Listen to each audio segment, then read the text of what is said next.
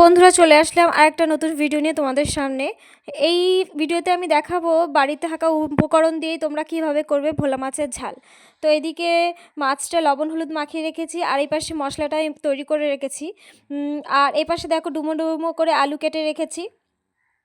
কড়াইটা বসিয়ে দিয়েছি গরম হওয়ার জন্য। কড়াই গরম হয়ে গেছে, তো আমাদের তেল ঢেলে দিলাম। তেল ঢালার পর তেলটা গরম হয়ে হলে ওর ভেতরে ছেড়ে দেবে একে একে ভোলা মাছগুলো। এপিট ওপিট করে ভালো ভেজে নেবে।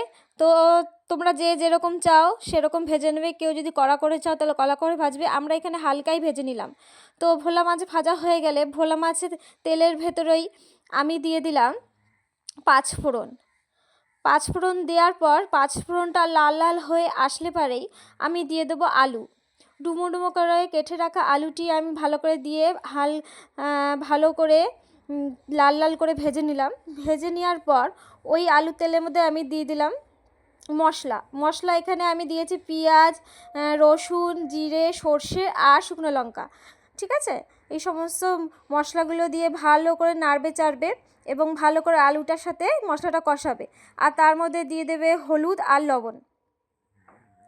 তো এইগুলো দেওয়ার পর ভালো করে নেড়ে ছেড়ে নিলাম এবং ভালো করে কষিয়ে নিলাম। দেখো অনেকটা তেল ছেড়ে দিয়েছে, মশলা থেকে তেল ছেড়ে দিয়েছে।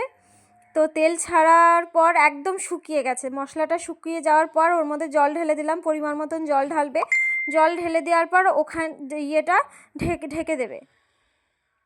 ঢেকে 10 মিনিট পর ঢাকনা খুলে দেখো ঝোলটা টকবক করে ফুটছে এবং ওর মধ্যে সমস্ত মাছগুলো একে একে আমি সাজিয়ে দিয়ে দিলাম।